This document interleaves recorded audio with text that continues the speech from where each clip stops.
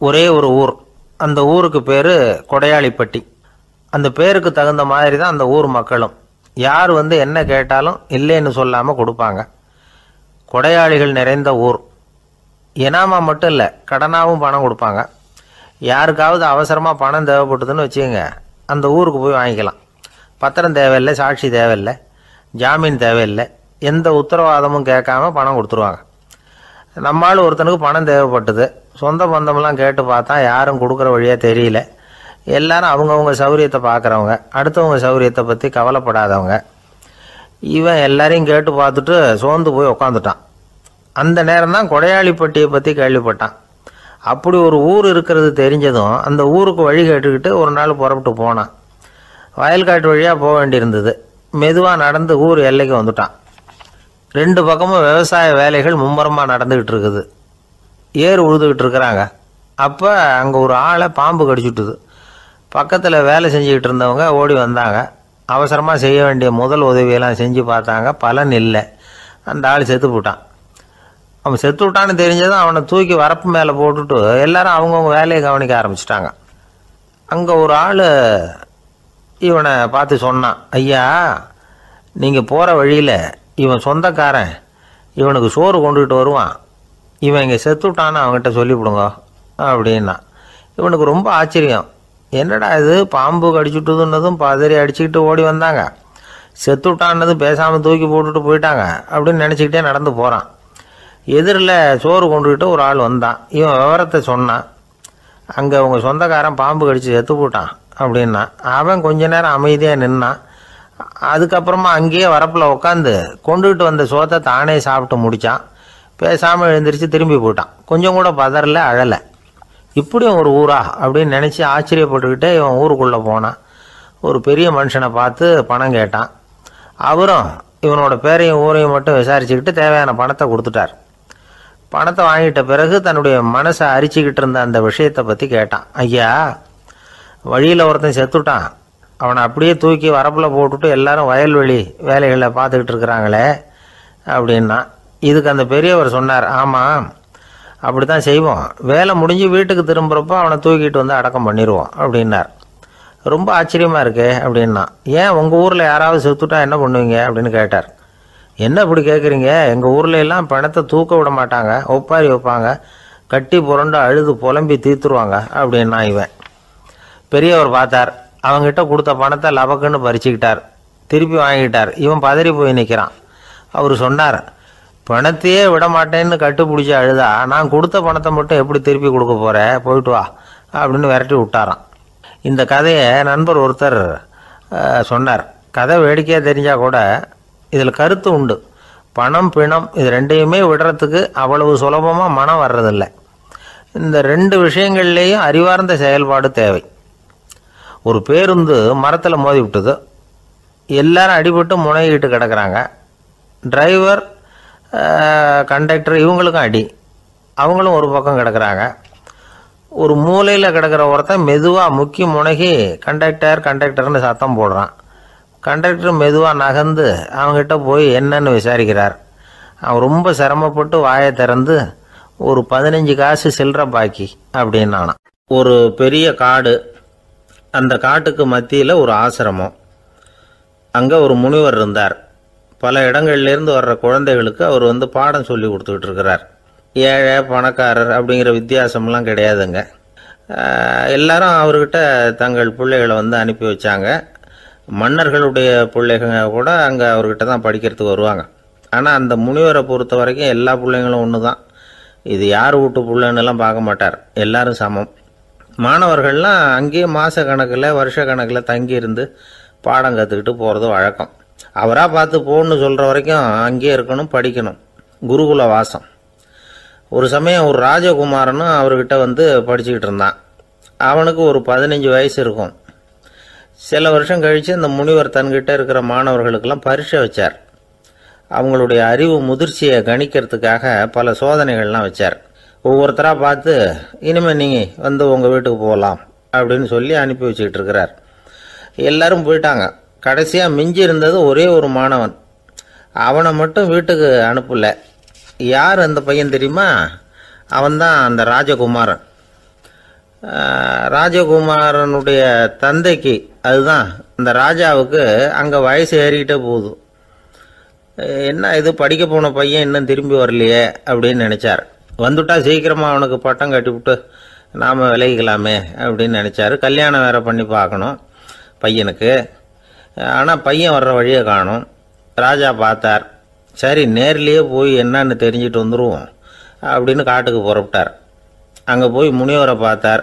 முனிவர் இவரை அன்பாக வரவேற்று உட்கார வச்சார். அதுக்கப்புறம் ராஜா மெதுவா, எல்லாரையும் வீட்டுக்கு அனுப்பி வச்சுட்டிங்களாமே, ஏன் பிள்ளைய மட்டும் அப்படின்னு சொல்லி மெதுவாக இழுத்தார். முனிவர் இதுக்கு உடனே பதில் சொல்லலை. ராஜாவை கூப்பிட்டுட்டு போய் விருந்தினர் குடிசையில் தங்க வச்சார். அதுக்கப்புறம் சொன்னார், உங்கள் மகன் எல்லா பாடங்கள்லேயும் முதலிடம் வாங்கியிருக்கான். இப்படி முதலாவதாக வர்ற மாணவனுக்கு நாங்கள் இன்னொரு தேர்வு வைக்கிறது வழக்கம். அதுலேயும் அவன் முதலாவதாக வந்துட்டான்னா அவன் ஒரு பெரிய வித்வான் அப்படிங்கிற கௌரவத்தை அடைஞ்சிருவான் அப்படின்னார். அதாவது முனிவர் அப்படி சொல்கிறார். அப்படி சொல்லிவிட்டு போயிட்டார் அவர். ராஜா அங்கேயே தங்கிட்டார். ராத்திரி படுத்து தூங்கினார். காலையில் எழுந்திரிச்சு அந்த குடிசைக்கு வெளியில் வந்தார் பல்லு விளக்கிறதுக்காக. அந்த சமயத்தில் தூரத்தில் ஒருத்தன் ஒரு கையில் கோடாலியை வச்சுக்கிட்டு தலையில் ஒரு பெரிய விறகு கட்டை சுமந்துக்கிட்டு வந்துக்கிட்டு இருக்கிறது மாதிரி தெரிஞ்சது. யாராவது விறகு வெட்டியாக இருக்கும் அப்படின்னு நினச்சார் ராஜா. கிட்ட வந்ததும் உத்து பார்க்குறாரு. பார்த்தா அது தன்னோட புள்ள. திகைச்சு போயிட்டார்.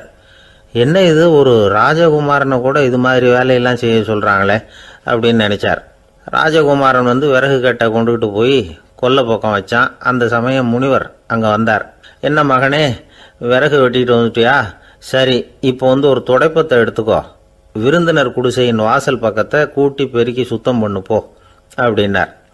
அப்படியே செய்கிறேன் குருவே அப்படின்னு சொல்லிவிட்டு போனான். சுத்தம் பண்ண ஆரம்பிச்சிட்டான். ராஜா பார்த்தார் இதை. உடனே ஓடியாந்தார். மகனே, என்ன காரியம் பண்ணுற? துடப்பத்தை கீழே போடுனார். இப்போ அந்த ராஜகுமாரன் சொல்கிறான், தந்தையே, இது என்னுடைய குருதேவரோட உத்தரவு. இங்கே நான் ஒரு மாணவன். இங்கே அரசனும் ஒன்று தான், ஆண்டியும் ஒன்று தான். குருதேவர் சொல்கிறத மறுக்காமல் செய்கிறது தான் எங்கள் கடமை அப்படின்னா. இந்த சமயம் முனிவர் அங்கே வந்தார். இவனை முதுகில் தட்டி கொடுத்தார். அப்புறம் ராஜா கிட்ட சொன்னார், அரசே, உங்கள் புள்ள எங்கள் கடைசி தேர்வுலையும் வெற்றி பெற்றுட்டான். பணிவு தான் மாணவர்களின் மிக உயர்ந்த குணம். குருநாதர் சொல்றது மனசுக்கு பிடிக்கலன்னா கூட மறுக்காம செய்யணும். அப்படி செய்யறதுனால எதை செய்யலாம் எதை செய்யக்கூடாது அப்படிங்கிற விவேகம் அவங்களுக்கு வந்துடும். செய்யக்கூடாததை கூட பெரியவங்க சொல்லிவிட்டா செஞ்சுதான் ஆகணும் அப்படிங்கிற பணிவு அவங்களுக்கு வந்துடும். இந்த குணம் வந்துட்டுதுன்னா அவங்க எத்தனை கடினமான வேலையாக இருந்தால் கூட ரொம்ப சுலபமாக செஞ்சு முடிச்சிருவாங்க. தூக்கத்திலேயும் அப்புறம் துக்கத்திலேயும் தோண்டு போட மாட்டாங்க. இந்த பணிவும் விவேகமும் அவங்கக்கிட்ட மன உறுதியை ஏற்படுத்தும். அந்த உறுதி உங்கள் பையனுக்கு வந்தாச்சு. இனிமேல் அவனை நீங்கள் அழைச்சிட்டு போகலாம். அவன் நிச்சயமாக பேரும் புகழும் பெறுவான் அப்படின்னார். ராஜா அவரை பார்த்து, குருதேவா, புரிஞ்சுக்கிட்டேன், என்னை மன்னிக்கணும் அப்படின்னாரு. அதுக்கப்புறம் மகனை அழைச்சிக்கிட்டு நாட்டுக்கு திரும்பி வந்துட்டார். இந்த கதையை இன்று ஒரு தகவலில் சொல்லுங்க சார், உங்கள் நிகழ்ச்சியில் சொல்லுங்க சார் அப்படின்னு சொல்லி மாணவர்கள் கேட்டால் பணிவாக இருக்கிறது எப்படி அப்படிங்கிறத புரிஞ்சுக்குவாங்க அப்படின்னு சொன்னார் ஒருத்தர். சரி சொல்லுவோம், அதுக்கு முன்னாடி நேர்லேயே ஒரு பையன்கிட்ட சொல்லி பார்க்கலாமே அப்படின்னு தோணுச்சு. உடனே ஒரு பையனை கூப்பிட்டோம். ஏன்பா, உங்கள் வாத்தியார் உனக்கு இது மாதிரி ஒரு பரீட்சை வச்சா என்ன பண்ணுவேன் அப்படின்னு கேட்டோம். நானும் அப்படி தான் சார் நடந்துக்குவேன், விறகு வெட்டுவேன், தொடப்பத்தினால கூட்டி சுத்தம் பண்ணுவேன், உடனே செஞ்சு முடிச்சிருவேன் சார் அப்படின்னா. பலே பரவாயில்லையே அப்படின்னோம். ஆமாம் சார், அப்படி செஞ்சால் தானே வீட்டுக்கு அனுப்புவார், இல்லைன்னா இன்னொரு வருஷம் இங்கேயே இருந்து படின்னு சொல்லிவிடுவார், அதனால் அப்படி செய்வேன் அப்படிங்கிறான் அந்த பையன். பிரிட்டிஷ் ஆட்சி நடந்துக்கிட்டு இருந்த காலம் 1920களின் கடைசி. அப்போ நடந்த ஒரு உண்மை நிகழ்ச்சி இது. ஒரு கல்யாண மாப்பிள்ளை ரயிலில் இறங்க போகிறார். அவரை வரவேற்க ஒரு ராஜ குடும்பமே காத்துக்கிட்டு இருக்குது.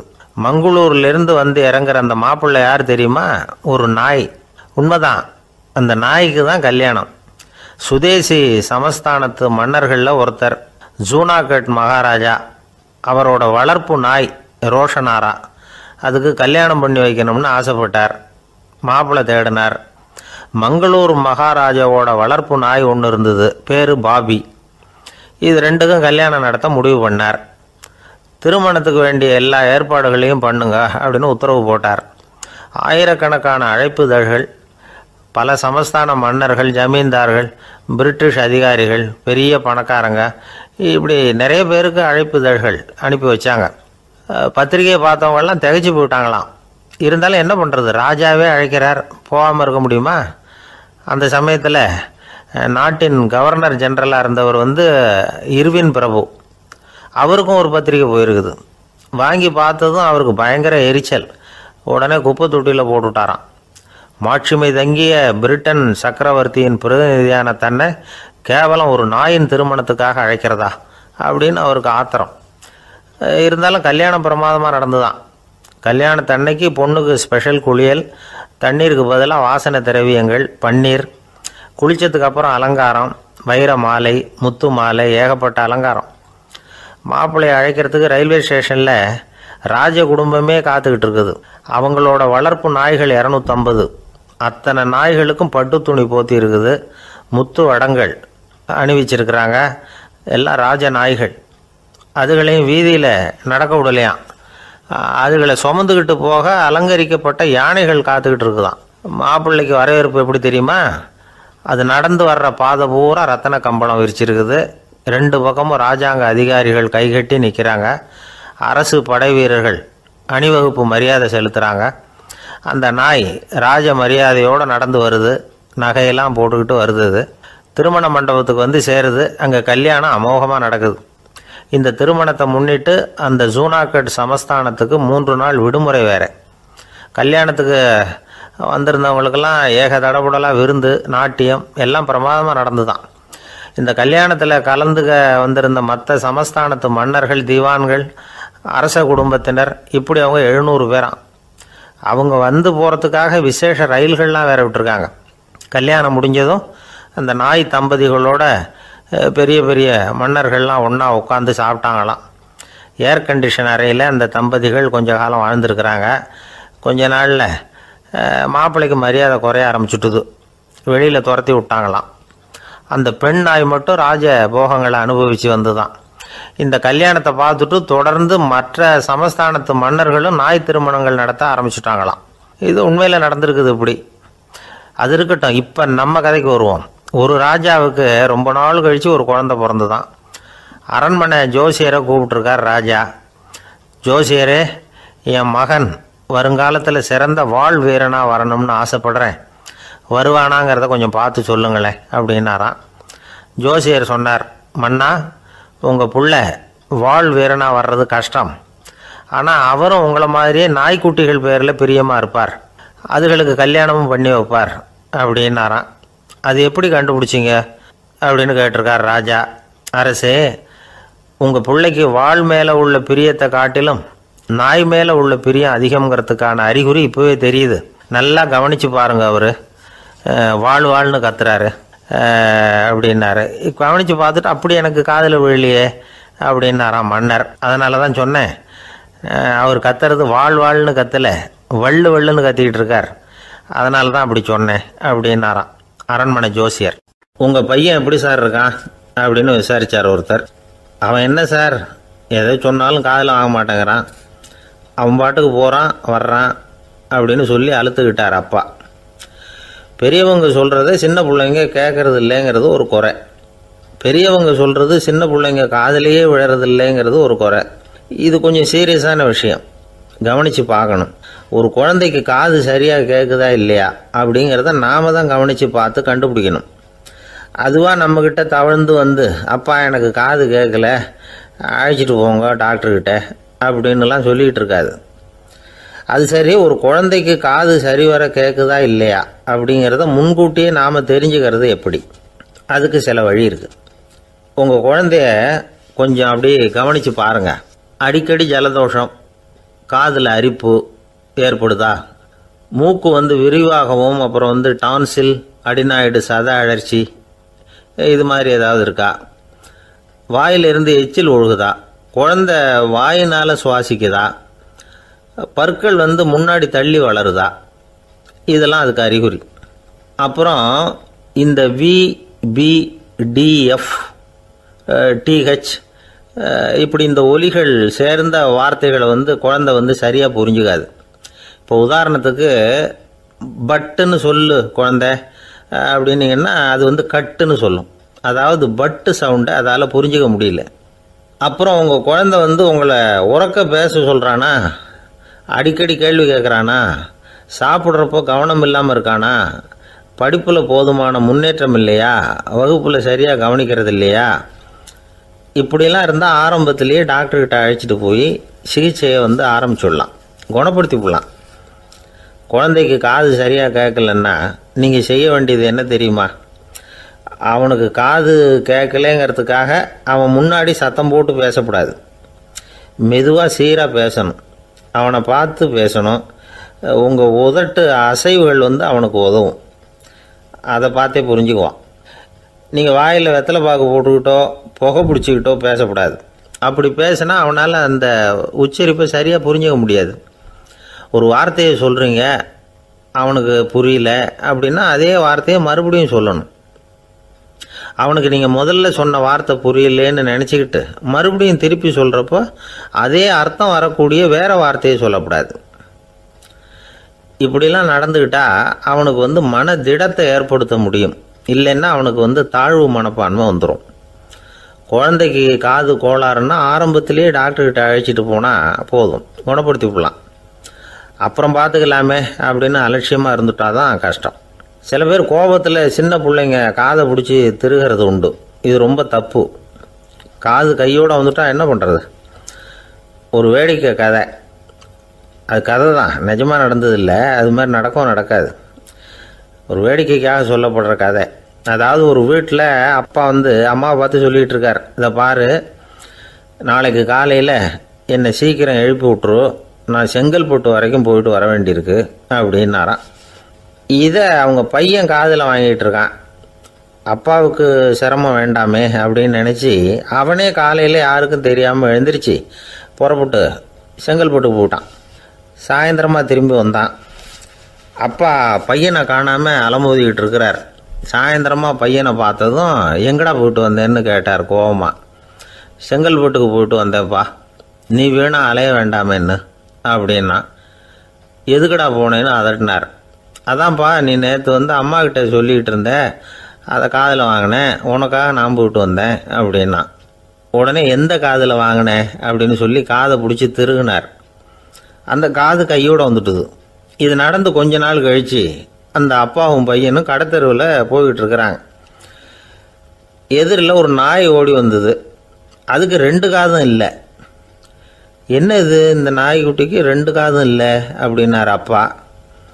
அதுக்கு பையன் சொல்கிறான், அப்பா அது 2 தடவை செங்கல்பட்டுக்கு போயிட்டு வந்துடுவோம் அப்படின்னானா. ஒரு அப்பாவுக்கு 2 பிள்ளைங்க. மூத்தவன் ரொம்ப அடக்கம், அப்பா எது சொன்னாலும் கேட்பான், பெரியவங்களுக்கு கீழ்ப்படிஞ்சு நடப்பான். இளையவன் அப்படி இல்லை, தான் நினச்சதை தான் சொல்லுவான், செய்வான். அடுத்தவங்க சொல்கிறத கேட்க மாட்டான், அடங்கி நடக்க மாட்டான். இந்த 2 பேரில் யாரை வந்து உங்களுக்கு பிடிக்கும்?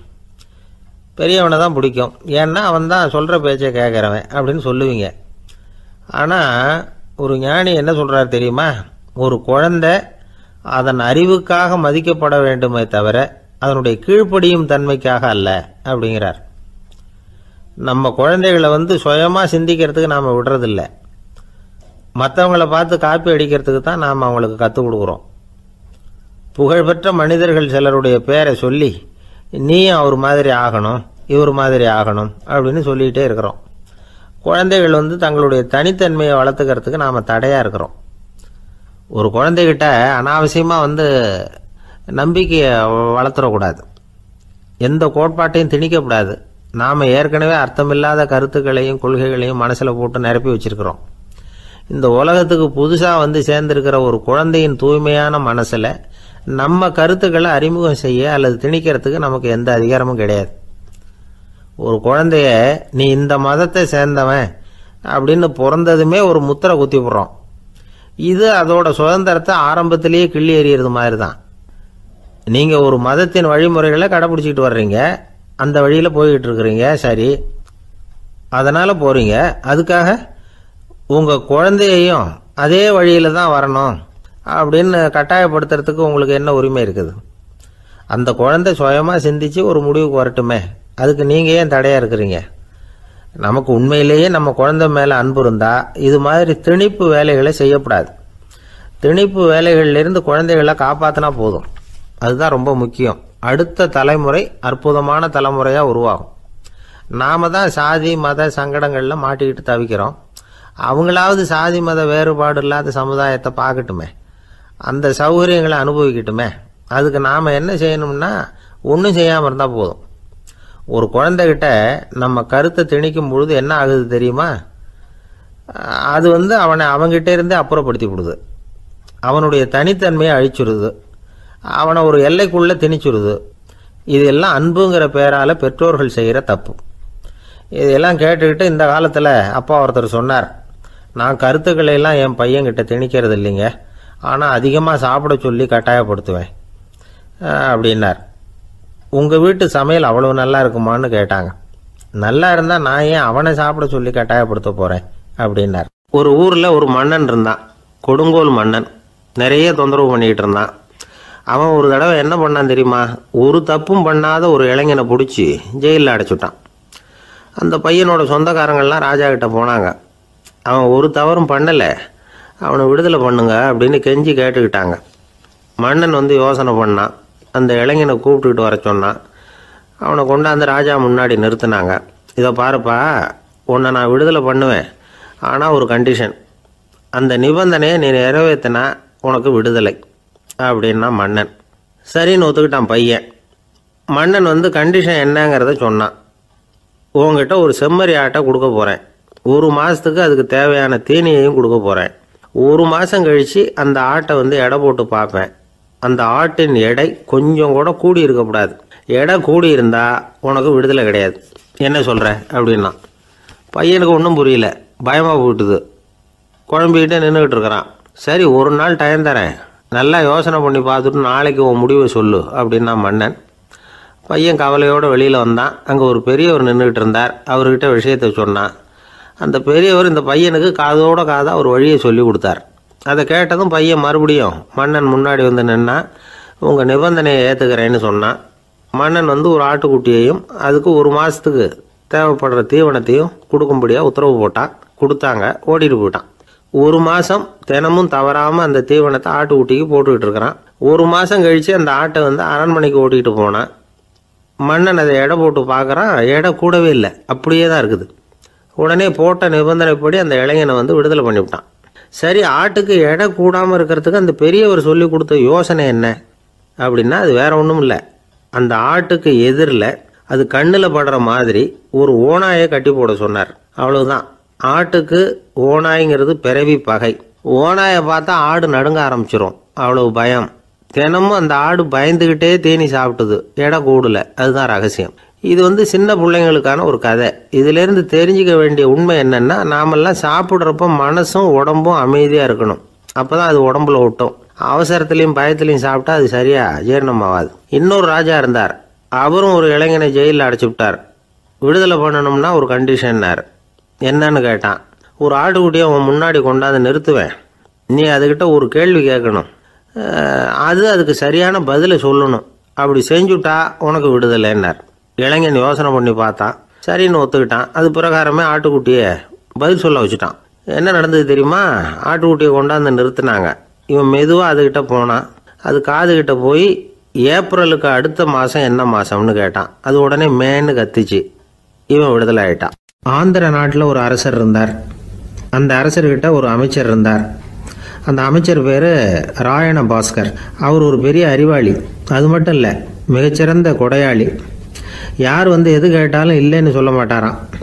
அதன் காரணமாகவே அவர்கிட்ட இருந்த செல்வம் நாளுக்கு நாள் குறைஞ்சிக்கிட்டே வந்துட்டு தான். கடைசியில் குடும்பத்துக்குன்னு எதுவும் வைக்காமலே அவர் போய் சேர்ந்துட்டார். மகனும் இறந்துட்டார். அந்த குடும்பத்தில் மிஞ்சி இருந்தது அவருடைய மருமகள், ஒரு பேரன், அவ்வளவுதான். இருந்த ஒரே சொத்து பழுதடைஞ்ச ஒரு வீடு. அந்த அம்மா மற்ற வீடுகளில் வேலை செஞ்சு தன்னுடைய பிள்ளைய படிக்க வச்சுக்கிட்டு வராங்க. அந்த புள்ள ஒரு பெரிய வள்ளலுடைய பேரன்கிறது அந்த பள்ளி வாத்தியார்களுக்கும் தெரியும். அதனால் அவங்களும் இவங்ககிட்ட கொஞ்சம் அன்பாகவும் அக்கறையாகவும் பழகி பாடம் சொல்லி கொடுத்துக்கிட்டு இருக்கிறாங்க. ஒரு நாள் ஒரு புகழ்பெற்ற கவிஞர் ஒருத்தர் அந்த பள்ளிக்கூடத்துக்கு வந்திருக்கிறார். ஆசிரியர்கள்கிட்ட பேசிக்கிட்டு இருந்தப்போ ஒரு செய்தியை சொன்னாராம். ராயண பாஸ்கருங்கிற வள்ளல் எனக்கு நிறைய உதவிகள் செஞ்சிருக்கார். என்னை பாராட்டி பரிசுகள்லாம் கொடுத்துருக்கிறார். அந்த வள்ளல் வாழ்ந்த கிராமத்தை பார்க்கணுங்கிறதுக்காக தான் இப்போ இங்கே வந்திருக்கிறேன் அப்படின்னாராம். ஆசிரியர் உடனே இந்த பையனை கூப்பிட்டு, இதை பாருங்கள், இவன் யார் தெரியுமா, நீங்கள் குறிப்பிடுகிற அந்த வள்ளலின் பேரன் அப்படின்னு அறிமுகப்படுத்தினாராம். கவிஞரின் கண்களில் ஆனந்த கண்ணீர். அந்த பரவச நிலையிலேயே அந்த வள்ளலை பற்றி கவி பாட ஆரம்பிச்சுட்டாராம். இந்த சின்ன பையன் அதை கேட்டிருக்கிறான். உடனே என்ன பண்ணான் தெரியுமோ, தன் கையில் அணிஞ்சிருந்த ஒரு பொன் வளையலை கழட்டி அந்த கவிஞருக்கு பரிசாக கொடுத்துட்டானான். எல்லாருக்கும் ஆச்சரியம். தாத்தா இருக்கும் நிலையில் கொடுத்தார், பேரன் இல்லாத நிலையிலையும் கொடுக்குறான். பையனை எல்லாரும் பாராட்டினாங்களாம். இருந்தாலும் அவனுக்குள்ள ஒரு பயம் எதுவும் ஆரம்பமாச்சு. பள்ளிக்கூடம் விட்டு வீட்டுக்கு வரும்பொழுது அந்த பயம் இன்னும் அதிகமாயிட்டுது. அம்மா என்ன சொல்லுவாங்களோ தெரியலையே, ஏதோ திடீர்னு தோணிச்சு வளையல கட்டி கொடுக்கணும்னு கொடுத்துட்டோம். குடும்பம் இருக்கிற நிலையில் இப்படி நான் செஞ்சது தப்பா, வீட்டு செலவுக்கே அம்மா எவ்வளவு கஷ்டப்படுறாங்க, வீட்டுக்கு போனதும் என்ன நடக்குமோ தெரியலையே அப்படின்னு நினச்சி பயந்துக்கிட்டே அவன் வீட்டுக்குள்ளே அடி எடுத்து வைக்கிறான். அம்மா கூப்பிட்டு சாப்பாடு போட்டாங்க. அவங்க கண்ணில் படக்கூடாதுங்கிறதுக்காக ஒரு கையை பின்னாடி மறைச்சிக்கிட்டே இருந்தான். அம்மா இதை கவனிச்சிட்டாங்க. உன் கையை ஏன் அப்படி வச்சிருக்கிற, உன் கைக்கு என்னாச்சு, ஏதாவது அடிபட்டு போச்சா அப்படின்னு கேட்டுக்கிட்டே கையை எடுத்து பார்க்குறாங்க. வளையல காணலை. வளையல் எங்கே அப்படின்னு கேட்குறாங்க. இவன் தயங்கிக்கிட்டே நடந்ததை சொல்கிறான். அதை கேட்டதும் அந்த அம்மாவோட முகம் கோபத்தால் சவுந்து போச்சான். முட்டாளே, என்ன காரியம் பண்ண அப்படின்னு கன்னத்தில் அரைஞ்சிட்டாங்களாம். அம்மா என்னை அடிக்காத, ஏதோ தெரியாமல் தப்பு பண்ணிட்டேன் அப்படின்ட்டுருக்கான். மகனே, வளையலை கொடுத்ததுக்காக நான் உன்னை அடிக்கலை அப்படிங்க, பின்ன எதுக்கு அடித்தேன்னு கேட்டிருக்கான். உன் பாட்டனார் ஒரு பெரிய வள்ளல், அவர் எதையும் பாதி வேலையை செய்கிறதில்ல, அவருடைய பேரை நீ அரைகுறை வேலை செஞ்சுட்டு வந்திருக்கிற அப்படின்னாங்களாம். என்னம்மா சொல்கிறேன்ருக்கான். நீ ஒரே ஒரு வளையலை மட்டும்தானே கட்டி கொடுத்துருக்குற, கொடுக்குறதா இருந்தால் ரெண்டையும் சேர்த்துல கொடுத்துருக்கணும், அதுதானே உங்கள் தாத்தாவுக்கு பெருமை அப்படின்னாங்களாம். அம்மா தெரியாமல் இப்படி செஞ்சுட்டேன், உங்கள்கிட்டையும் அரை வாங்கிட்டேன் அப்படி இப்படின்னு அவன் சொல்லியிருக்கிறான். இப்போ அம்மா கொஞ்சம் இருங்க, அந்த கவிஞர் இன்னைக்கு நம்ம ஊரில் தான் தங்கியிருப்பார், நாளைக்கு காலையில் தான் அவர் எங்கே இருக்காருன்னு விசாரித்து இன்னொரு வளையலையும் கொடுத்துட்றேன் அப்படின்ட்டுருக்கான். மகனே, நல்ல செயல்களையெல்லாம் நாளைக்குன்னு ஒத்தி போடாத, நாளைக்கு என்ன நடக்குங்கிறது யாருக்கு தெரியும், இப்போவே போ, எங்கே இருக்காருன்னு பாரு அப்படின்ட்டுருக்காங்க. மகன் புறப்பட்டான். பள்ளி ஆசிரியர்கிட்ட போய் கேட்டானான் அந்த கவிஞர் எங்கே இருக்காருன்னு. அவர் சொன்னாராம். உடனே போய் அவர் இருக்கிற இடத்துல கதவை தட்டியிருக்கான். ராத்திரி நேரத்தில் இவனை கண்டதும் அவருக்கு ரொம்ப ஆச்சரியம். இவன் இன்னொரு கை வளையலையும் எடுத்து நீட்டியிருக்கான். அவர் திகைச்சு போய் நிற்கிறார். அவரால் என்ன பண்ணுறதுன்னே தெரியல. ஆனந்த கண்ணீர். இது பெரியவர்கள் கூற கேட்ட ஒரு வரலாறு. இன்னைக்கு இப்படிப்பட்டவங்களை பார்க்க முடியுமா? வறுமை வள்ளல் தன்மையை ஒன்று செய்து விடாதுங்கிறதுக்கு இது ஒரு உதாரணம். ஒருத்தன் இன்னொருத்தனை பார்த்து கேட்டானா, எங்கள் தாத்தா உங்கள் தாத்தாவுக்கு 100 ரூபா கடன் கொடுத்துருக்கிறார், அதை எப்போ திருப்பி கொடுக்க போகிறேன்னு. கவலைப்படாத, எங்கள் பேரன் அதை உங்கள் பேரன்ட்ட திருப்பி கொடுத்துருவான் அப்படின்னு அவன். எனக்கு வாழ்க்கையே வெறுத்து போச்சு சார் அப்படின்னு சொல்லிட்டு ஒருத்தர் வந்தார். கொஞ்ச நேரம் பேசினதுக்கு அப்புறம் அவர் அப்படி சொல்லியிருந்தா அதில் ஒரு அர்த்தம் இருந்திருக்கும். வர்றதுக்கு முன்னாடியே வாழ்க்கை வெறுத்து போச்சுன்னு சொல்லிட்டு வர்றார். என்ன சார் விஷயம்னு விசாரித்தோம். எங்கள் வீட்டில் தினம் 3 வேளையும் ஒரே மாதிரி சாப்பாடு சார், வித்தியாசமே கிடையாது. இப்படியே 3 மாதமாக சாப்பிட்டுக்கிட்டு இருக்கிறேன். அதை விட பட்டினி கிடந்து செத்துடலாம்னு தோணுது அப்படின்னார். ஒரு பெரியவர் சொன்ன தத்துவத்தை சொல்கிறதுக்கு ஆள் கிடைக்காம தவிச்சுக்கிட்டு இருந்தோம். இப்போ ஒருத்தர் கிடைச்சிட்டார், விட்டுலாமா? உடனே அவரை உட்கார வச்சு சொல்ல ஆரம்பிச்சிட்டோம். அதாவது நாம் அனுபவிக்கிற உணர்வுகளில் களிப்பு, மகிழ்வு, ஆனந்தம், இது 3க்கும் ஒன்றுக்கு ஒன்று வித்தியாசம் உண்டு. மேம்போக்காக பார்க்குறதுக்கு இது 3 ஒன்று மாதிரி தோணும். ஆனால் அது அப்படி இல்லை. களிப்புங்கிறது உடம்பை பொறுத்தது, மகிழ்வுங்கிறது மனசை பொறுத்தது, ஆனந்தம்ங்கிறது ஆன்மாவை பொறுத்தது. இப்படி இந்த 3 வகையான அந்த சுவைப்புகளின் தன்மையும் வேற வேற. இப்போ முதல்ல களிப்புங்கிறத எடுத்துக்குவோம். நம்ம புலன்களுக்கு களிப்பை தரக்கூடிய பொருள்களுக்கு சில விசேஷ குணம் உண்டு. அது எப்படின்னா, சீக்கிரமே சலிப்பை உண்டு பண்ணும். ஒருத்தர் அந்த பொருளை எடுத்துக்கிட்டா அது இன்னொருத்தருக்கு குறைஞ்சிரும். உணவு, உடை, இதெல்லாம் களிப்பை தரக்கூடிய பொருள்கள். இப்போ உதாரணத்துக்கு, ஒரு சாப்பாட்டு மேசையில் ஒரு பாத்திரத்தில் 10 இட்லி இருக்குது. அதில் ஒரு 2 இட்லியை நம்ம தட்டில் எடுத்து வச்சு சாப்பிட்றோம். நாம் சாப்பிட்ட அந்த இட்லி நிச்சயமாக எதிரில் உட்காந்துருக்கிறவருக்கு இல்லை, அவருக்கு உபயோகப்படாது. நாம் சாப்பிட்ட அதே இட்லியை அவரும் சாப்பிட முடியாது, அவர் வேற தான் எடுத்து வச்சுக்கணும். அது மாதிரி நாம் ஒரு சட்டையை எடுத்து போட்டுக்கிறோம். அதே சட்டையை அதே நேரத்தில் இன்னொருத்தர் போட்டுக்க முடியாது. புலன்களுக்கு களிப்பை தரக்கூடிய இது மாதிரி பொருள்கள்லாம் முதல் தடவை நமக்கு கொடுக்குற களிப்பை ரெண்டாவது தடவையும் கொடுக்காது. மூணாவது தடவை இன்னும் குறையும். கடைசியில் வெறுப்பாக மாறிடும். ஒவ்வொன்றா இட்லியை தொடர்ந்து சாப்பிட்றோம்னு வச்சுக்கோங்க, முதல் இட்லி தரக்கூடிய சுவையை 30வது இட்லி தராது. முதல் தடவை புது சட்டையை போட்டுக்கிறப்போ நமக்கு இருக்கிற களிப்பு அதே சட்டையை 100வது தடவையாக போட்டுக்கிறோம்னு வைங்க, அப்போ இருக்குமா? இருக்காது. இதுதான் களிப்பு. அதாவது சீக்கிரமே சலிப்பை தரக்கூடியது. ஒருத்தர் எடுத்துக்கிட்டால் இன்னொருத்தருக்கு குறைஞ்சி போகக்கூடியது. ஆனால் மகிழ்ச்சிங்கிறது அப்படி இல்லை. ஒருத்தர் அனுபவிக்கிறதுனால இன்னொருத்தருக்கு குறைஞ்சி போகாது. இப்போ காலையில் சூரியன் உதயம் ஆகிறத பார்த்து சந்தோஷப்படுறோம், அதையே இன்னொருத்தரும் பார்த்து சந்தோஷப்படலாம். ஒரு நல்ல சங்கீதத்தை கேட்குறோம், ஒரு அழகான ஓவியத்தை ரசிக்கிறோம், நீங்கள் ரசிக்கிற அதே நேரத்தில் இன்னொருத்தரும் அதை ரசிக்கலாம். அதனால் அது குறைஞ்சி போகிறதில்ல. இது மகிழ்வு. ஆனால் ஒன்று, ஒரே பாடலை திரும்ப திரும்ப கேட்டுக்கிட்டு இருந்தால் கடைசியில் அலுப்பு தட்டும். அதாவது மகிழ்வுங்கிறது எப்படின்னா, மற்றவங்களோட பகிர்ந்து கொள்றதுனால குறையாது. ஆனால் ஒரே பொருள் மீண்டும் மீண்டும் அனுபவிப்ப தர்றப்போ முதல்ல மகிழ்வு அதிகரித்து அதுக்கப்புறம் அது மங்கி மறைஞ்சு போயிடும். இதுதான் அந்த மகிழ்வுங்கிறதுக்கு இலக்கணம். சரி, இப்போ மூணாவதாக சுகம் தரக்கூடிய ஆனந்தம்ங்கிறது எப்படின்னா, இது நமக்கு உள்ளே இருந்து சுரக்கிறது. மனசு சலனங்கள்லேருந்து விடுபடுறப்போ இந்த ஆனந்தம் நமக்கு கிடைக்கும். இது நிலையான சுகம், ஆத்ம சுகம். களிப்பிலிருந்து மகிழ்வுக்கும் மகிழ்விலிருந்து ஆனந்தத்துக்கும் செல்றது தான் மனிதன் நடத்த வேண்டிய முக்கியமான பயணம். இவ்வளவு விஷயத்தையும் கேட்டுட்டு இந்த காலத்து பையன் ஒருத்தன் வந்தான்.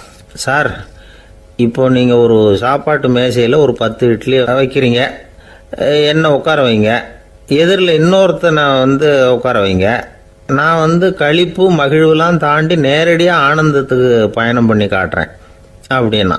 ஒன்றும் புரியல அவன் சொன்னது. அது எப்படி, என்ன பண்ணுவ நீ அப்படின்னு சொல்லி கேட்டோம் ஆச்சரியமா. 2 இட்லி சாப்பிட்டா தானே சார் களிப்பு, நான் 10 இட்லியும் மொத்தமாக சாப்பிட்ருவேன், அடுத்தவனுக்கு எதுவும் கிடைக்காது, அவனுக்கு கிடைக்காதபடி நாமே சாப்பிட்டுடுறோம்ல, அதுதானே நமக்கு ஆனந்தம் அப்படின்னு அதுக்கு ஒரு விளக்கம் சொல்கிறான். துஷ்டரை கண்டால் தூர விலகு, இப்படி ஒரு பழமொழி உண்டு. எதுக்காக இப்படி சொல்லி வச்சாங்க? துஷ்டன் ஏதாவது தொந்தரவு கொடுப்பான், அதனால அவனை கண்டா பயந்துக்கிட்டு ஓடி ஒளிஞ்சுக்கோ அப்படின்னா இதுக்கு அர்த்தம் அப்படி இல்லை. ஒரு துஷ்டன் கிட்ட நெருங்கி போறோம்னு வச்சுக்கோங்க, அவன் நமக்கு கெடுதலான ஆலோசனைகள் எதையும் சொல்லலாம், அல்லது அவன் தீய உணர்வுகள் உள்ளவனா இருக்கலாம், அல்லது தீய செயல்கள் செய்யக்கூடியவனா இருக்கலாம், அல்லது தீய நட்புனால அவன் ஏற்கனவே கெட்டு போனவனா கூட இருக்கலாம். இப்படிப்பட்டவனை நெருங்கி போனா அவனோட பாதிப்பு நமக்கும் வந்துடும்.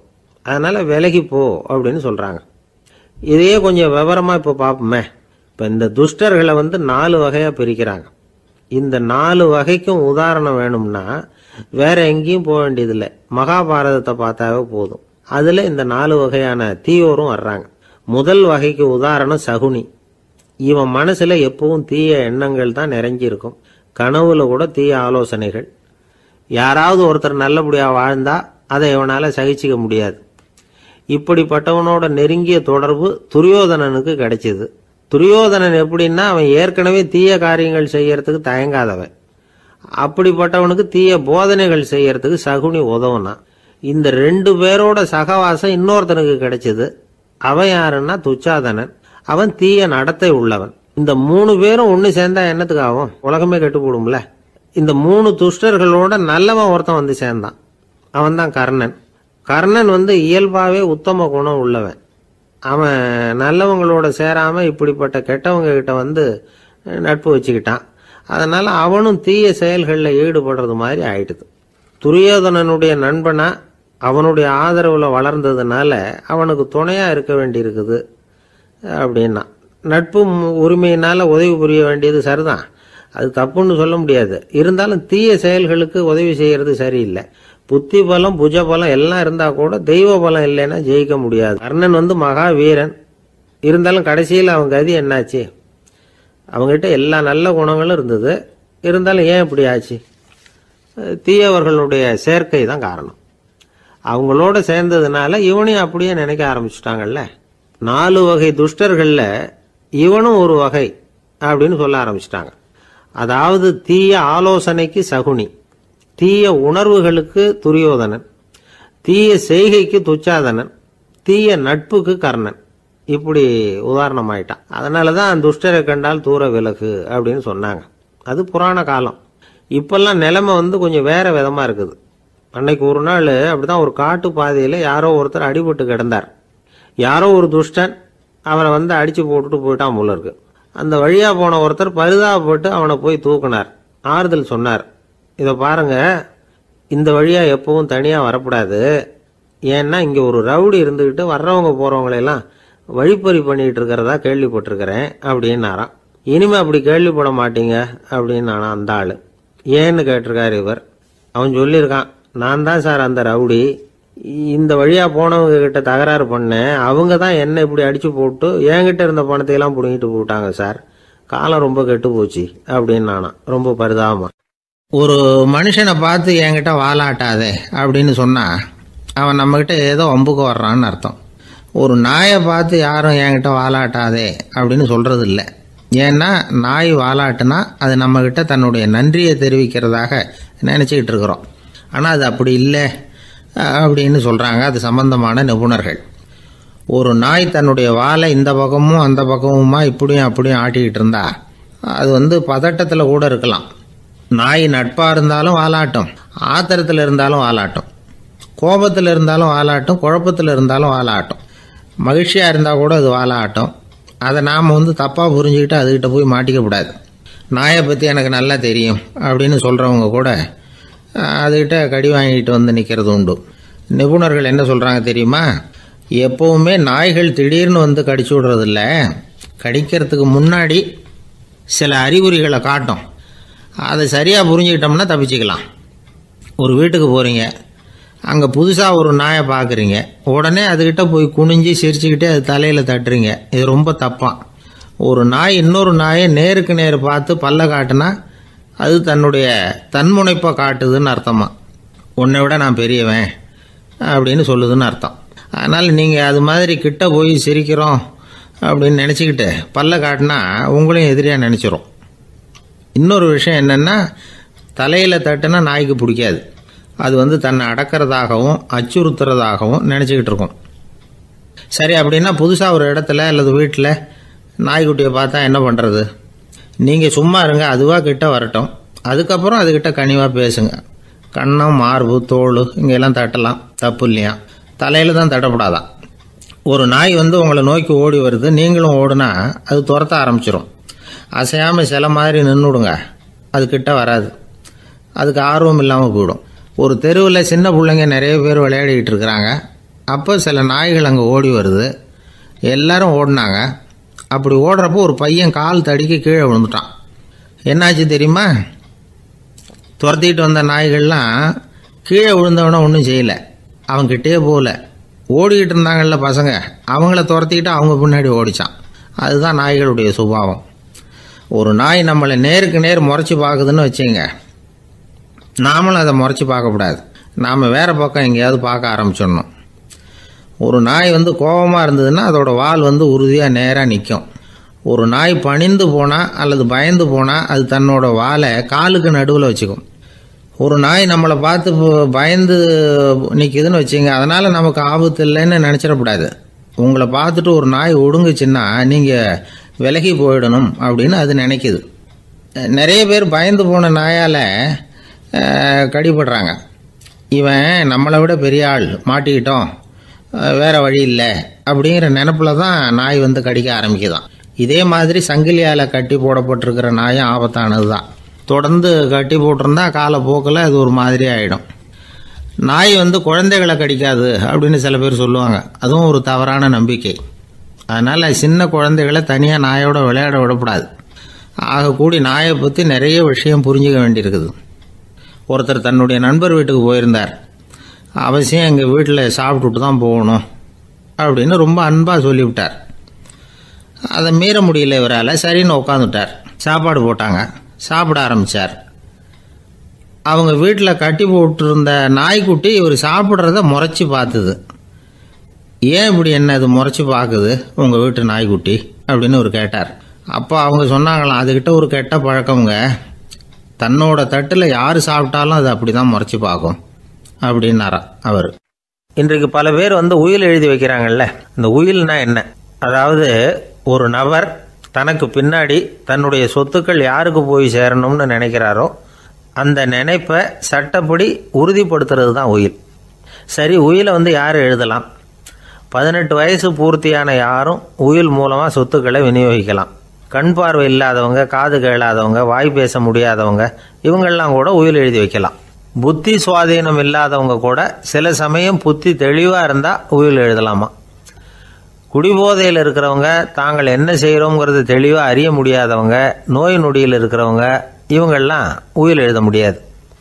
ஒருத்தரை நிர்பந்தப்படுத்தி ஏமாற்றி அல்லது சுய நினைவில்லாத ஒருத்தர்கிட்ட எழுதி வாங்கி வைக்கிற உயில் செல்லாது. உயிலை இந்த முறையில் தான், இந்த படிவத்தில் தான் எழுதணும்னு சட்டத்தில் விதி எதுவும் கிடையாது. இதுக்கு முத்திரை கட்டணமும் கிடையாது. உயிலை வெற்று காகிதத்தில் எழுதலாம். அச்சடிக்கணும், டைப் அடிக்கணுங்கிற அவசியம் கூட இல்லை. கையாலேயே கூட எழுதலாம். எழுதி இருக்கிறது புரியணும், அவ்வளவுதான். குறைந்தபட்சம் 2 சாட்சிகளை வச்சுக்கிட்டு உயில் எழுதுகிறவர் அதில் கையெழுத்து போடணும். கையெழுத்து போட தெரியாதுன்னா இடது கை பெருவிரல் ரேகை வைக்கலாம். உயில் சாசனத்துக்கு சாட்சிகள் கையெழுத்து இல்லைன்னாலும் அது செல்லாது. அப்புறம் ப்ரிவிலேஜ்டு வில் அப்படின்னு இருக்கு, அதுக்கு மட்டும் சாட்சிகள் தேவையில்லை. அது என்னென்னா, இந்த விமானப்படை, கப்பல் படை அல்லது யுத்தத்தில் பணிபுரியும் நபர்கள் அவங்கெல்லாம் இருக்கிறாங்க இல்லையா, அப்படிப்பட்டவங்க எழுதுகிற உயில் அது. அதுக்கு சில விசேஷ சலுகைகள் உண்டு. ஒருத்தர் முதல்ல ஒரு உயில் எழுதி வைக்கிறார், அதுக்கப்புறம் மனசு மாறி போகுது, அது வேணாம்னு நினைக்கிறார், ரத்து செஞ்சுடலாம். அதுக்கப்புறம் வேறு உயிலும் எழுதலாம். உயிரோடு இருக்கிற வரைக்கும் எத்தனை தடவை வேணும்னாலும் உயில் எழுதலாம். கடைசியாக எழுதப்பட்ட உயில் சட்டப்படி சரியாக இருந்தால் அதுதான் அமலுக்கு வரும். சரி, எழுதுகிற உயிலை ரகசியமாக வச்சுருக்கிறது எப்படி? இது ஒரு கேள்வி. இதுக்கு என்ன செய்யணும்னா, ஒருத்தர் உயிலை எழுதினதுக்கு அப்புறம் அவர் தானாவோ அல்லது அங்கீகரிக்கப்பட்ட முகவர் மூலமாகவோ, அதாவது ஒரு ஏஜெண்ட் மூலமாகவோ, ஒரு கவரில் போட்டு சீல் வச்சு கவர் மேலே தன்னுடைய பெயரை எழுதி அல்லது அந்த ஏஜெண்ட் பெயரை எழுதி கவர் மேலே என்ன அடக்கம் செய்யப்பட்டிருக்கு, உள்ளே என்ன இருக்குது அப்படிங்கிற விவரம்லாம் எழுதி சார் பதிவாளர்கிட்ட ஒப்படைக்கலாம். இதுக்கு கட்டணம் உண்டு. அதுக்கப்புறம் எப்போ தேவைப்படுதோ அப்போ ஒரு மனு கொடுத்து அந்த கவரை திரும்ப வாங்கிக்கலாம். இப்போ எழுதுகிற உயிலை இவ்வளவு நாளுக்குள்ளே பதிவு செய்யணுங்கிற கால வரையறை உண்டா அப்படின்னு ஒரு கேள்வி வரலாம் இல்லையா? எப்போ வேணும்னாலும் பதிவு செய்யலாம். நம்மால் ஒருத்தர் ஒரு நாள் ரொம்ப அவசரமாக வந்தார். இந்த உயில் எழுதுறது சம்பந்தமாக பூரா விவரமாக எனக்கு உடனே தெரியணும்னார். நான் உடனே அவரை வக்கீல் ஒருத்தர்கிட்ட அழைச்சிட்டு போனேன். இவர் அவர்கிட்ட எல்லா விவரமும் கேட்டு தெரிஞ்சுக்கிட்டார். ரொம்ப தேங்க்ஸ்ன்னு சொல்லிவிட்டு 2 பேரும் வெளியில் வந்தோம். அதுக்கப்புறம் இவர்கிட்ட கேட்டேன், ஆமாம் இவ்வளவு விவரமாக கேட்குறீங்களே, உங்களுக்கு எத்தனை பிள்ளைங்க சார் அப்படின்னு கேட்டேன். 6 பேர் சார் அப்படின்னார். சரி, இருக்கிற சொத்து எவ்வளவுன்னு கேட்டேன். அதை இனிமே தான் சம்பாதிக்க போகிறேன் அப்படின்னார். ஒரு ஊரில் ஒரு மன்னர் இருந்தார். அழகான அரண்மனையில் அவர் இருந்தார். அந்த அரண்மனையை விட அழகாக ஒரு மாளிகையை அந்த ஊர்லேயே வேற ஒருத்தன் கட்டியிருந்தான். அப்படி கட்டி முடித்ததில் அவனுக்கு ரொம்ப பெருமை. எத்தனையோ செல்வந்தர்கள்லாம் பார்த்துட்டு, இந்த மாளிகையை விலைக்கு கொடுத்துட்றியா, எவ்வளவு விலை சொன்னாலும் சரி நாங்கள் வாங்கிக்கிறதுக்கு தயாராக இருக்கோம் அப்படின்னு சொல்லி கேட்டு பார்த்துட்டாங்க. நான் இதை விற்கிறதுக்கு தயாராக இல்லை அப்படின்னு சொல்லிவிட்டான். அவ்வளவு சிறப்பாக கலை அம்சத்தோடு அதை கட்டி முடிச்சிருக்கிறான். அதுவே ஒரு பெரிய அரண்மனை மாதிரி இருந்ததுன்னா பார்த்துங்களேன். சுற்றிலும் அழகான பூந்தோட்டம். ஒரு நாள் அவன் எங்கேயோ வெளியூர் போயிட்டு திரும்பி வந்துக்கிட்டு இருக்கிறான். அப்போது அந்த மாளிகை தீப்பெட்டி எரிஞ்சிக்கிட்டு இருக்கு. பதறி போட்டான். விலைக்கு கேட்டவங்க யாராவது இதை செஞ்சுருக்கணும், இல்லைன்னா மன்னரே செய்த சதியே என்னவோ, இப்படிலாம் அவனுக்கு சந்தேகம். ஒரு மூலையில் உட்காந்து அழ ஆரம்பிச்சிட்டான். அந்த சமயத்தில் அவனுடைய மகன் அங்கே ஓடி வந்தான். அப்பா அழாதீங்க, இதை நான் நேற்று ராத்திரியே நம்ம ஊர் மன்னருக்கு விற்றுட்டேன்.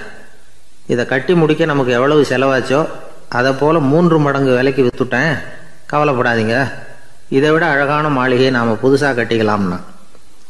இதை கேட்டதும் அழுதுகிட்டு இருந்தவன் அழுகையை நிறுத்தினான், சிரிக்க ஆரம்பிச்சிட்டான். இதே இடத்த நான் மன்னர்கிட்ட இருந்து விலைக்கு வாங்குவேன், இதை விட அழகான மாளிகையை கட்டுவேன் அப்படின்னு சுற்றி நின்று எல்லார்கிட்டையும் சொல்லிக்கிட்டு இருந்தான். இந்த சமயத்தில் அவனோட இளைய மகன் ஓடி வந்தான். அப்பா, அண்ணன் சொன்னதெல்லாம் சரிதான், மன்னர்கிட்ட விலை பேசினதெல்லாம் உண்மைதான், ஆனால் விற்றது பேச்சு அளவில் தான். இனிமே தான் பத்திரம் வாங்கணும், எழுதணும், நீங்கள் கையெழுத்து போடணும், பதிவு பண்ணணும், மன்னர்கிட்ட பணம் வாங்கணும். அதுக்காகத்தான் உங்களை எதிர்பார்த்துக்கிட்டு இருந்தோம். அதுக்குள்ளே இப்படி ஆயிட்டுதுன்னா. இப்போ சிரிச்சுக்கிட்டு இருந்தாவன் சிரிப்பை நிறுத்தினான். மறுபடியும் குழந்தை மாதிரி அழ ஆரம்பிச்சுட்டான். இது ஒரு சம்பவம். இதிலிருந்து என்ன தெரியுது? அந்த அழகான மாளிகை தன்னுடையது அப்படின்னு நினைக்கும் பொழுது அவனுக்கு அழுகை வந்தது. அது தன்னுடையது இல்லை அப்படின்னு நினைக்கிற போது சிரிப்பு வந்தது. மறுபடியும் அது தன்னுடையது தான் அப்படிங்கிற உணர்வு வரும்பொழுது அழுகை. எது எதிலிருந்து நீ நீங்கி இருக்கிறாயோ அது அதிலிருந்து உனக்கு துன்பம் இல்லை அப்படிங்கிறார் திருவள்ளுவர். இந்த உடம்பு என்னுடையதில்லை அப்படிங்கிற உணர்வு வந்துட்டா அது ஒரு பெரிய நிலை. அந்த நிலை வரணும். எல்லாத்தையும் பயன்படுத்திக்கலாம், ஆனால் பற்றில் விழுந்துடக்கூடாது. உலகத்தில் இருங்கள், ஆனால் உலகத்தவராக இருக்காதீர்கள். உலகிற்குள் இருங்கள், உலகம் உங்களுக்குள் வந்துவிட அனுமதிக்காதீர்கள். விலகி இருங்கள், விழித்திருங்கள், மௌனமாய் பார்த்திருங்கள் அப்படிங்கிறது சான்றோர் கருத்து. செய்ய வேண்டிய கடமையிலிருந்து விலகி இருக்கிறவர்கள் நம்மகிட்ட நிறைய பேர் உண்டு. அப்படிப்பட்ட ஒருத்தர் டாக்டர்கிட்ட போனார். டாக்டர், நான் ஒரு கவர்மெண்ட் ஆஃபீஸில் வேலை பார்க்குறேன், எனக்கு ஒரே அசதியாக இருக்குது, என்னை சோதிச்சு பாருங்கள், ஆலோசனை சொல்லுங்கள் ஏதாவதுன்னார். டாக்டர் அவரை பரிசோதனை பண்ணி பார்த்துட்டு சொன்னார், இதோ பாரு, உனக்கு இப்போ தேவைப்படுறது முழு ஓய்வு. நீ எவ்வளவு சீக்கிரமாக ஆஃபீஸுக்கு போறியோ அவ்வளவுக்கு உனக்கு நல்லது அப்படின்னாராம். ஒரு ஊரில் ஒரு ஆள் இருந்தான். கற்பனையிலேயே காலத்தை கடத்திக்கிட்டு இருந்தான். ஒரு நாள் ஒரு மரத்தடியில் உட்காந்துருந்தான். அவனுக்கு பசிக்கிற மாதிரி தெரிஞ்சுது. உடனே கற்பனையிலேயே சாப்பிட ஆரம்பிச்சிட்டான்.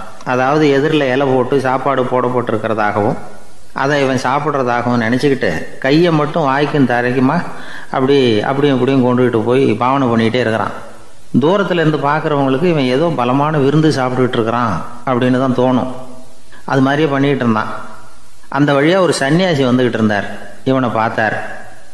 என்ன இவன் இப்படி பண்ணிகிட்டு இருக்கிறானே அப்படின்னு நினச்சாரு. கொஞ்ச நேரம் அவனையே உத்து பார்த்துக்கிட்டு இருந்தார். இவரை பார்த்ததும் அவன் இன்னமும் சுவாரஸ்யமாக சாப்பிட ஆரம்பிச்சுட்டான். அப்பப்பா, என்ன இது, இந்த குழம்பு இவ்வளவு காரமாக இருக்குது, என்னுடைய நாக்கே எரிஞ்சு போடும் போல இருக்க அப்படின்னு சொல்லிக்கிட்டு பக்கத்தில் ஒரு குவளையை எடுத்து தண்ணி குடிக்கிறது மாதிரி பாவனை பண்ணுறான். அப்பாடா, இப்போ கொஞ்சம் பரவாயில்ல அப்படின்னு சொல்லிக்கிட்டு குவளையை கீழே வைக்கிறது மாதிரி ஒரு பாவனை பண்ணுறான். சன்னியாசி பார்த்தார். என்னப்பா, சாப்பாட்டில் காரம் அதிகமோ அப்படின்னார். ஆமாம் சுவாமி, ஞாபகம் மறதியில் கொஞ்சம் மிளகாய் அதிகமாக சேர்த்துக்கிட்டேன் அப்படின்னா. சரி சாப்பிடு அப்படின்னு சொல்லிவிட்டார். அவன் சாப்பிட்டு முடிக்கிற வரைக்கும் பொறுமையாக உட்காந்துருந்தார். அவன் அப்பாடா அப்படின்னு சொல்லிட்டு மறுபடியும் தண்ணி எடுத்து குடித்தான். எல்லாம் கற்பனையிலேயே. அதுக்கப்புறம் சன்னியாசி பேச ஆரம்பித்தார். இதை பாருப்பா, உன்னுடைய கற்பனையை நான் மெச்சுறேன், இருந்தாலும் உன் சாப்பாட்டில் ஒரு இனிப்பையும் வச்சிருக்கலாமே, ஏன் மிளகாயை அளவுக்கு அதிகமாக போட்டுவிட்டு அவஸ்தைப்படுறேன் அப்படின்னார். அவன் யோசிக்க ஆரம்பித்தான். அதுக்கப்புறம் இவர் சொன்னார், இதை பாருப்பா, இனிமேல உன்னுடைய கற்பனையும் உயர்ந்ததாக இருக்கட்டும் அப்படின்னு உபதேசம் பண்ணிவிட்டு போனார். எப்பவும் உயர்வை பற்றியே சிந்திக்கணும். உயர்வு கிடைக்கலன்னா கூட அப்படி சிந்திக்கிறத நிறுத்தப்படாது அப்படிங்கிறார் திருவள்ளுவர். உள்ளுவது எல்லாம் உயர் உள்ளல், மற்ற அது தள்ளினும் தள்ளாமை நேர்த்து. ஊக்கம் இல்லாமல் உலகத்தில் வாழ்ந்து பிரயோஜனம் இல்லை. அதனால் உயர்வாகவே சிந்திக்கணும். அது நம்மளை ஊக்கப்படுத்தும். இது பெரியோர் வாக்கு. இந்த உலகத்தில் கற்பனையிலேயே வாழ்கிற சில கஞ்சர்களும் உண்டு. அதாவது 2 கஞ்சர்கள், 2 பேரும் பக்கத்து ஊரில் இருந்தாங்க. பொங்கல் சமயம் ஒரு கஞ்சன் தன்னுடைய மகனை கூப்பிட்டான். இதை பாருப்பா, பக்கத்து ஊரில் என்னுடைய நண்பன் ஒருத்தன் இருக்கிறான், அவனுக்கு பொங்கல் பரிசு ஏதாவது கொடுக்கணும், நான் ஒரு 4 ஆட்டுக்குட்டியை தரேன், நீ கொண்டுகிட்டு போய் கொடுத்துட்டு வந்து விடுறியா அப்படின்னு கேட்டான். சரி, நான் புள்ள ஒரு பைய கையில் எடுத்துக்கோன்னா. அவன் எடுத்துக்கிட்டான். இந்த ஆட்டுக்குட்டி பிடிச்சிக்கோ அப்படின்னு சொல்லி ஒவ்வொன்றா போடுறேன் பார் அப்படின்னு சொல்லிட்டு 1 2 3 4 அப்படின்னு எண்ணிக்கிட்டே வெறும் சைகையாலேயே ஆட்டுக்குட்டியை பிடிச்சி போடுறது மாதிரி பாவனை பண்ணிக்கிட்டு இருக்கிறான். அவன் பிள்ளையும் அது ரொம்ப அக்கறையாக வாங்கிக்கிறது மாதிரி வாங்கிக்கிட்டு அந்த பையை தூக்கிக்கிட்டு அடுத்த ஊருக்கு போகிறான். இவன் அங்கே போய் சேர்ந்த நேரத்தில் அந்த கஞ்சன் ஊரில் இல்லை, எங்கேயோ வெளியில் போயிருக்கிறான். அவனோட புள்ள மட்டும்தான் வீட்டில் இருந்தான். இவன் அவன்கிட்ட, இதை பாரு, எங்கள் அப்பா உங்கள் அப்பாவுக்கு ஆட்டுக்குட்டி கொடுத்து அனுப்பியிருக்கிறாரு, பிடிச்சிக்கோ அப்படின்னு சொல்லி பாவனையிலேயே ஒவ்வொன்றா எடுத்து அவங்ககிட்ட கொடுத்துட்டான். அவனும் வாங்கிட்டான் வாங்கிறது மாதிரி. அப்புறம் சொன்னான், சரிப்பா, நானும் பதிலுக்கு ஏதாவது ஒன்றுகிட்ட கொடுக்கணும் இல்லையா, அதனால் அந்த பைய புடி, ஒரு 10 எலுமிச்சம்பழம் தரேன், பதிலுக்கு அதை நீ எடுத்துகிட்டு போ அப்படின்னு சொல்லி கையாலேயே ஒவ்வொன்றா எடுத்து போடுறது மாதிரி பாவனை பண்ணிவிட்டான். அவனும் ரொம்ப நன்றி அப்படின்னு சொல்லிவிட்டு அதை வாங்கிட்டு போயிட்டான். கொஞ்ச நேரம் கழித்து வெளியில் போயிருந்த அப்பங்காரன் திரும்பி வந்தான். உள்ளே சொன்னான், அப்பா, உன்னோட நண்பர் அவருடைய மகன் மூலமாக உனக்கு 6 ஆட்டுக்குட்டி கொடுத்து அனுப்பியிருந்தார், நானும் பதிலுக்கு ஒரு 10 எலுமிச்சம்பழம் கொடுத்து அனுப்பியிருக்கிறேன் அப்படின்னா. எப்படிடா கொடுத்தேன்னு கேட்டார் அப்பா. இப்படி தான் கொடுத்தேன்னு சொல்லி சைகையிலேயே காட்டினான். இதை பார்த்ததும் அப்பங்காரனுக்கு பயங்கரமாக கோவம் வந்துட்டுது. பலார்னு அரைஞ்சுட்டான் பையனை. ஏன்ப்பா அரைஞ்ச? 10 எலுமிச்சம்பழம் கொடுத்துட்டேனே அப்படிங்கிறதுக்காகவா அப்படின்னு கேட்டான். அது கூட பரவாயில்ல, நீ காட்டுற சைகையை பார்த்தா ஆரஞ்சு பழம் சைஸுக்கு இருக்குதே, அவ்வளவு பெருசாக ஏன் கொடுத்த? அதுதான் எனக்கு கோபம் அப்படி. ஒரு நண்பர் யாருக்கோ ஃபோன் பண்ணிகிட்டு இருந்தார். அவர் பேசி முடித்ததும் நான் அவரை பார்த்து, இப்போ ஃபோன் பண்ணிங்களே, அந்த ஃபோன் நம்பர் என்ன அப்படின்னு கேட்டேன். அவர் தலையை சொரிஞ்சுக்கிட்டார், ஞாபகம் வரலன்னார். சரி சார், அதை விடுங்க, உங்கள் மனைவி பேர் என்ன அப்படின்னு கேட்டேன். மாலதின்னார். என்ன சார் இது வேடிக்கை, கொஞ்ச நேரத்துக்கு முன்னாடி பேசின ஃபோன் நம்பர் மறந்து போச்சு, எப்போவோ கல்யாணம் பண்ணிக்கிட்ட மனைவி பேர் மறக்கலை, அதை கரெக்டாக சொல்லிவிட்டீங்களே அப்படின்னு கேட்டேன். அவர் என்னை ஒரு மாதிரியாக பார்த்தார். அவர் அப்படி என்னை பார்த்ததில் ஒன்றும் தப்பு இல்லை, ஏன்னா நாம் எல்லாருமே அப்படித்தானே, ஒரு குறிப்பிட்ட காரியத்துக்காக தொலைபேசியில் ஒருத்தட்ட பேசுகிறோம், அதுக்கப்புறம் அந்த எண் நமக்கு அனாவசியம், அதனால் மறந்துடுறோம். இதுக்கு பேர் தான் தற்காலிக ஞாபகம். ஆனால் மனைவி பேரை மறந்துட முடியுமா? முடியாது. அது அவசியமான ஒன்று. அடிக்கடி அந்த பேரை உபயோகப்படுத்துகிறோம், அதனாலேயும் அது முக்கியங்கிறதுனாலேயும் அதை மறக்கறதில்ல. இதுக்கு பேர் நிரந்தர ஞாபகம். சரி, இந்த தற்காலிக ஞாபகம், நிரந்தர ஞாபகம், இது 2 ஞாபக அளவுகளையும் கட்டுப்படுத்துறது எது அப்படின்னா மூளைக்குள்ளே நடக்கிற மின்சார நடவடிக்கைகள் தான். தற்காலிக ஞாபகம் ஒரு மின்னல் மாதிரி தோன்றி மறையுது. நிரந்தர ஞாபகம் ஒரு படிவம் போல மூளையில் படிஞ்சுடுது. ஒரு சம்பவத்தின் பல பிரதிகள் மூளையில் பல்வேறு பகுதிகளிலேயும் படிகிறதுனால ஒன்று மறைஞ்சாலும் மறந்தாலும் இன்னொன்று மறையறதில்லை. இப்படிப்பட்ட நிலைமையில தான் இந்த தொண்டையில் இருக்கு, வாயில் வரமாட்டேங்குது சார் அப்படிமா. ஒருத்தருக்கு எந்த துறையில் ஆர்வமும் ஈடுபாடும் அதிகமோ அது சம்பந்தமான ஞாபக சக்தி அதிகமாக இருக்கும். தொழிலை விரும்புகிற ஒரு டெலிஃபோன் ஆப்ரேட்டருக்கு எண்கள்லாம் நல்ல ஞாபகம் இருக்கும். அது மாதிரி கவிஞர்களுக்கு வார்த்தைகள் நல்ல ஞாபகத்தில் இருக்கும். இது ஒரு பக்கம் இருந்தாலும் ஒரு மூளை எண்களை விட எழுத்துக்களை விட படங்களை ரொம்ப சுலபமாக ஞாபகத்தில் வச்சுக்குது. புரிஞ்சுக்கிற தன்மை, அனுபவம், புத்தி கூர்மை இது கூடி குறையிறத பொறுத்து ஞாபக சக்தியும் ஏறும் இறங்கும். இப்போ உதாரணத்துக்கு ஒரு பையனுக்கு படித்தது எதுவும் ஞாபகத்தில் இல்லைன்னா அவன் அதை சரியாக புரிஞ்சுக்கலைன்னு அர்த்தம். இந்த மறதிங்கிறது எந்த சமயத்தில் ஒரு பிரச்சனை ஆகுது தெரியுமா? உங்களுக்கு வேண்டியப்பட்ட ஒருத்தரை ஞாயிற்றுக்கிழமை சாயந்தரம் சரியாக 5 மணிக்கு கடற்கரைக்கு வர சொல்லிவிட்டு அந்த நேரத்தை மறந்துவிட்டா அது பரவாயில்ல, வர சொன்னதையே மறந்துவிட்டா தான் நிலைமை மோசம்னு அர்த்தம். இப்படி இருந்தால் இது சிகிச்சை எடுத்துக்க வேண்டிய நிலைமைங்கிறத புரிஞ்சுக்கணும். ஆமாம், இதுக்கும் மருந்து இருக்குது. ஆனால் மூளை குறிப்பிட்ட அளவுக்கும் கீழே இயங்குறப்போ இன்னொன்று சொல்லுவாங்க, இந்த நியூரோ டிரான்ஸ்மிட்டர் அப்படின்னு சொல்லுவாங்க. அப்படிங்கிற மூளை ரசாயனம் ரொம்பவும் குறைஞ்சி போகிறப்போ மட்டும்தான் உபயோகப்படும். டாக்டர் என்ன சொல்கிறாங்க தெரியுமா? மூளையை பொறுத்த வரைக்கும் அதில் ஞாபக சக்தி அதிகமாக உள்ள மூளை, மறதி உள்ள மூளை அப்படின்னு ஒன்றும் கிடையாது அப்படிங்கிறாங்க. நினைவு வச்சுக்கிறதுக்கு பயிற்சி அளிக்கப்பட்ட மூளை, பயிற்சியற்ற மூளை அப்படின்னு வேணும்னா சொல்லலாம் அப்படின்னு சொல்கிறாங்க. அதனால் நம்ம ஞாபக சக்திங்கிறது நம்மக்கிட்ட இருக்கிற பயிற்சி, முயற்சி இதை பொறுத்து தான் அமையும். ஒருத்தர் ஒரு பென்சிலை எங்கேயோ வச்சுக்கிட்டு தேடிக்கிட்டு இருந்தார். அப்புறம் என்னமோ தீவிரமாக யோசனை பண்ணி அதை ஞாபகப்படுத்தி பார்த்துக்கிட்டு இருந்தாராம். எதிரில் உட்காந்துருந்தவர் சொன்னார், பென்சிலை தானே தேடிக்கிட்டு இருக்கீங்க, அது உங்கள் வலது காதில் இருக்குது சார் அப்படின்னாராம் அவர். இதுக்கு அவர் சொல்லியிருக்காரு, பென்சிலை வலது காதில் தான் வச்சுருக்கேங்கிறது எனக்கு நல்லா ஞாபகம் இருக்குது, ஆனால் எது வலது காதுங்கிறது தான் மறந்து போச்சு அப்படின்னாராம். அவர் அதை தான் யோசிச்சுட்டு இருந்திருக்கிறார். எனக்கு ஒரு உதவி செய்யணும் அப்படின்னு நம்மளை பார்த்து ஒருத்தர் கேட்குறாருன்னு வச்சுங்களேன், உடனே நாம் அவரை பார்த்து என்ன உதவின்னு கேட்போம். இதுதான் சராசரி மனிதர்களின் இயல்பு. ஆனால் ஒருத்தர் எனக்கு ஒரு உதவி செய்யணும் அப்படின்னு கேட்ட உடனே என்ன உதவின்னு கூட கேட்காம சரி செய்கிறேன் அப்படின்னு ஒத்துக்கிறது இருக்கு பாருங்கள், அது கொஞ்சம் அபூர்வம். அந்த காலத்தில் ஒருத்தர் இருந்தார். அவர் எப்படி தெரியுமா? உதவி கேட்குறவங்க நல்லவங்களா கெட்டவங்களா அப்படின்னு கூட பார்க்கல, தனக்கு நன்மையா தீமையா அப்படின்னு கூட பார்க்கல, உதவி செய்கிறேன்னு புறப்பட்டு விட்டார். அவர் யார் தெரியுமா? அவர் தான் நல சக்கரவர்த்தி.